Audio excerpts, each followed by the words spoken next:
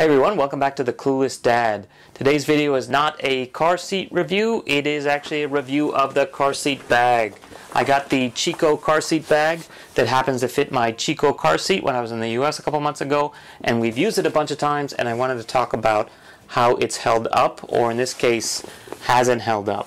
So this thing cost about $35, and I thought, okay, the car seat is like $300 plus, so it's a good investment, especially because we knew we were going to be flying with it very soon after I bought it. So we flew from DC to Denver, from San Francisco to Hong Kong, and then I actually used it in a second trip from Hong Kong to Incheon, Incheon to Honolulu, and back. So this thing has been across the Pacific Ocean, and this thing has been across the Pacific Ocean 3 times already. But even during the first trip to Denver, this thing already started showing some wear. So for some reason, not while I'm using it, but I guess after they check it in, this thing totally gets torn up. So in 2 spots, we've worn holes through where this bottom plate sort of ends. There's actually holes and tears just straight in the canvas nylon, and then even on the back, like there's a big tear right here and stuff. I'll do some close-ups so you guys can see better, but not including the stains and the scuffs and whatnot. So the real damning thing is if you actually hold it up with light behind it, you can actually see daylight through some of these holes, and that just tells you how many scuffs and tears this thing has endured. So you can't completely blame the bag, because obviously they're treating this thing pretty rough. But clearly it hasn't held up. You know, we had check-in bags on those same flights, and those ones don't have daylight holes through them. So there's clearly a durability issue with this thing. So I would have liked it, you know, for the amount of money, they could have used just slightly better nylon, or maybe reinforced a couple of the pieces just to make it a little bit better. The other thing is these wheels. So it has basically only 2 wheels, and these kind of rubber bumper things, so you can put it down. And it's a little bit hard to see right here, but you can basically lift it up by this handle, and then it can roll on these 2 wheels. So the problem with this is you've got to get the angle just right. You kind of have to half lift it up to get it to roll right. You go too far, it flips the other way. So it's really annoying. I don't know why they didn't just put 4 freaking wheels on this thing. I know why, because it would cost twice as much for wheels, but it's just kind of pointless to have these 2 wheels where they are.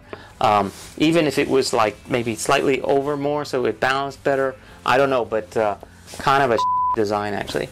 And then clearly whatever's causing these tears along this edge is just further testament to the fact that this whole bottom part is just not designed well. So clearly a disappointment. But then again, in its defense, this thing has been flown many times, and basically it appears that all the damage is here, and almost none, or basically none, has transferred through to the seat. So the question really is this thing protecting it any better than if this was just in a plastic bag? I guess it is, but you know, clearly this thing is not going to last too many more flights. You know, I'm going to have to keep taping it every time I use it, but at least maybe I can get a couple more flights out of it before we have to take it out to pasture. One other positive thing about this is it is actually quite big. So you know, even with the seat in it, there's space to store some stuff. So on most airlines in the US, they allow you to check in a car seat as an additional bag for free, and so this actually gives you a little bit of extra space on your suitcase. And even on a transpacific flight, where we use this just as a regular check-in bag, it didn't actually matter because they have like a 50-pound quota for 1 suitcase, and this thing weighs about 25 pounds. This weighs maybe 5 pounds. So you can still get an extra 20 pounds worth of junk in there if you really packed it up. But no guarantee that you don't get caught on that one. So they might actually unzip this and realize, hey, you've got more clothes and other junk than actual car seat in the bag. But maybe a couple pounds, they'll let you slide on that. So all in all, I don't think I can recommend this one just because of this durability issue. I am a bit hesitant to recommend any other specific brands though, because first of all, you don't know if they're going to hold up any better than this, and the second is one of the big issues with these car seat bags is you don't know before you buy it if your car seat's actually going to fit in there. So that was one of the nice things about this, was because literally on the box they had a picture of this car seat. I figured it's the same brand, it's the same one on the picture, so it should actually fit, which it does fit pretty snugly. But with a third-party car seat bag, you don't know that's going to happen. So especially if you're ordering online, you might receive it like a week later and then it doesn't fit and you got to send it back. I guess the only other thing you could do is actually take your car seat with you, leave it in the parking lot in the car. As soon as you buy the bag, go out and try it on the car seat, and if it doesn't fit, then just take it right back.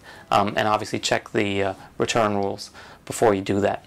So anyway, that's just what you have to deal with if you're dealing with car seat bags. But either way, despite the problems with this, I definitely want to have a bag of some sort for this car seat. So maybe I can find a replacement, or maybe I just make this one last a little bit longer with a lot more duct tape. So if you have any questions, please leave a comment below. Please give us a thumbs up and consider subscribing, and check out our other videos here on the Clueless Dad. See you next time. Bye.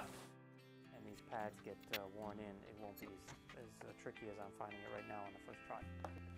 But see, I can already get it off easier, so not that bad.